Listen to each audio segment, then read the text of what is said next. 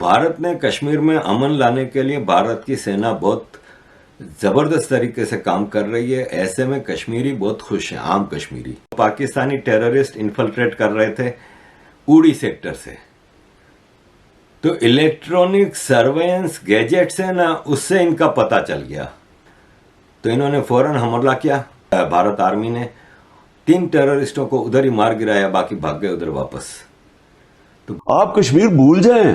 ये क्या बात हुई? हमारे दुश्मन की इकोनॉमी मजबूत है और थोड़ा रहम। मैंने पाकिस्तान टूटते देखा का उन्वान चुन करके रखा है। अल्लाह ना करे मेरे मुंह में खाक। अमरीकी ये कह रहे हैं एलानिया कि इसको डिस्टेबलाइज रखना है पाकिस्तान को, या इसको 3 हिस्सों में तकसीम कर दिया जाए या 4 हिस्सों में कर दिया जाए, वगैरह वगैरह। इस मुल्क को फेल स्टेट होने से बचाएं, इस मुल्क को आप नाकाम रियासत बनाने से बचाएं। कि in case of a great war between China, Russia and America and allies, Bharat neutral रहे तो पाकिस्तान का कचूमर निकल जाएगा।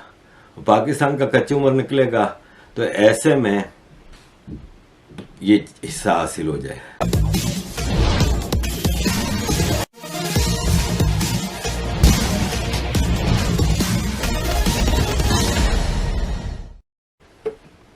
ये तो हमारे फौजियों की कुर्बानी है जिसकी वजह से अब तक हम सरवाइव कर रहे हैं, वरना पाकिस्तान ने तो प्रॉक्सीज और टेररिज्म की इंतहा कर दी थी।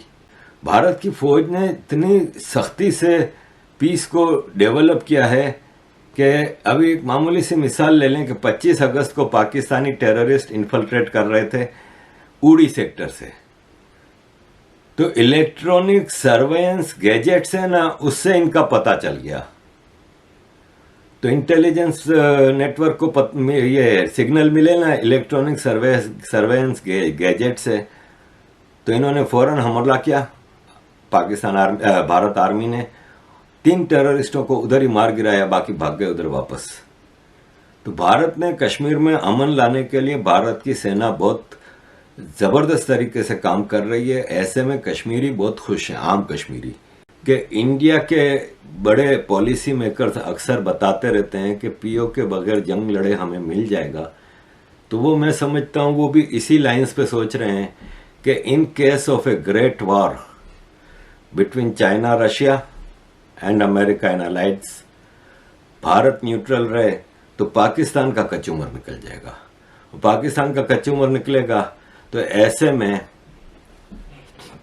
क्योंकि पाकिस्तान अमेरिका का साथ देता है तो चाइना ने बजा देना है, अगर चाइना का साथ देता है तो अमेरिका ने खटिया खड़ी कर देनी है। वो बलूचिस्तान, केपीके और सिंध में इतनी इंसर्जेंसी है कि पाकिस्तान जिसका साथ नहीं देगा वो उसमें उनको वो करेगा। तो पाकिस्तान तो हर लिहाज से तबाह बर्बाद होने वाला है इन केस ऑफ वॉर। तो भारत शायद वेट कर रहा है कि चाइना ऐसी कोई गलती कर जाए और ऐसे में हमें बगैर लड़े ये हिस्सा हासिल हो जाए। इस मुल्क को आप नाकाम रियासत बनाने से बचाएं। ये मुल्क जो है वो तेजी से खाई की तरफ जा रहा है, कोई इसको ब्रेक लगाए।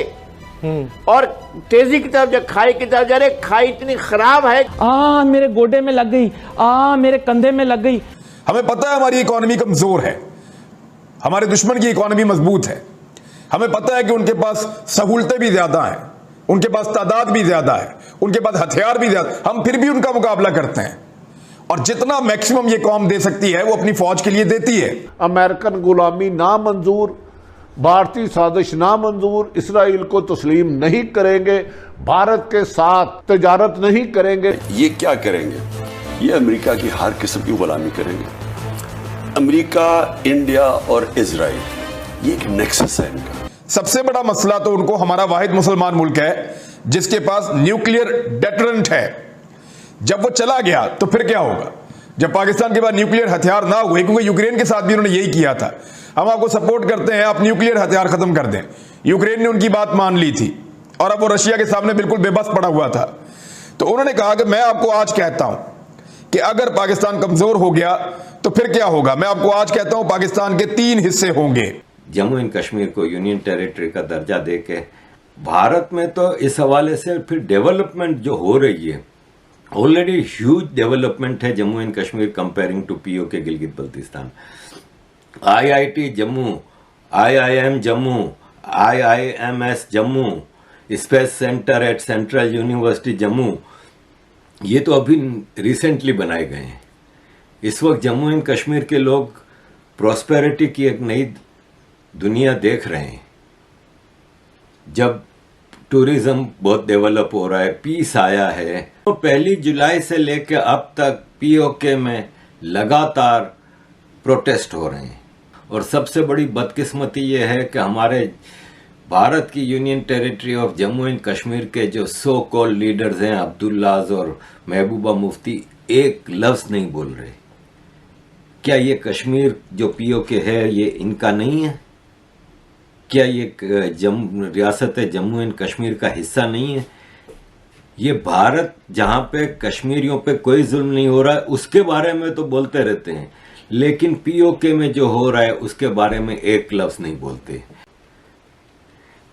आर्टिकल 370 का एब्रोगेशन हुआ तो इनको घर में नजरबंद किया गया, कैद किया गया भारत में। तो इनकी बेटी इल्तिजा यूरोपियन यूनियन में जाके कहती हैं कि भारत पे इकोनॉमिक एम्बार्गो लगाओ। ये कहती हैं महबूबा मुफ्ती कि मैं भारत का तिरंगा उस वक्त तक हाथ नहीं लगाऊंगी जब तक कि आप कश्मीर का झंडा कश्मीर में नहीं ले रहेंगे। आर्टिकल 370 के एब्रोगेशन पे धमकियां दे रही थी कि आप आग से खेल रहे हैं, आग से मत खेलो वरना आप वो देखोगे जो 1947 से अब तक नहीं देखा।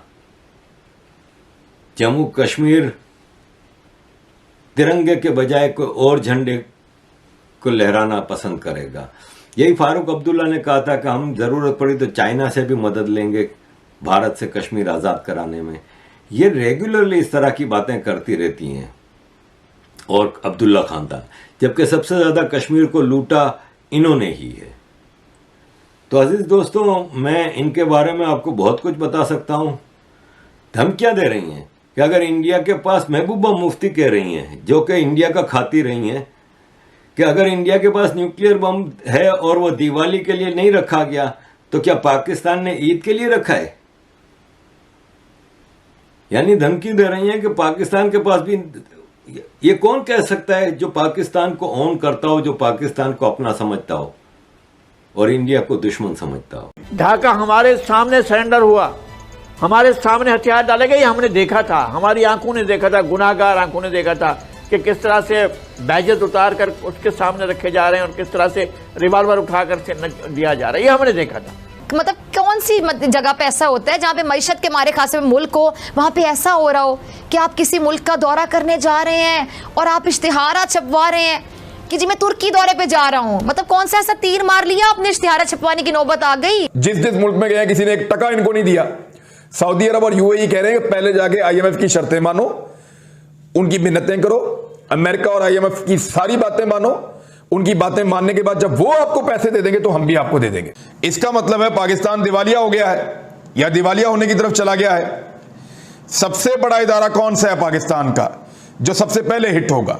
पाकिस्तान की फौज।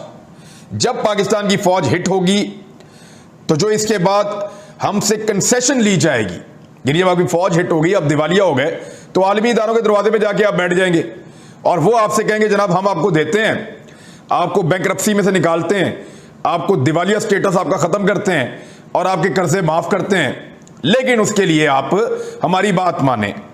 आप कश्मीर भूल जाएं, आप कश्मीरियों के खून पे सौदा करने के लिए तैयार हैं तो ताल्लुकात अच्छे हो। आप अगर हमसे जुड़ा रहना चाहते हैं तो कृपया मेरे चैनल को सब्सक्राइब करें तथा बेल आइकन भी दबा दें ताकि नई वीडियो की जानकारी तुरंत आप तक पहुंच जाए। धन्यवाद। जय हिंद।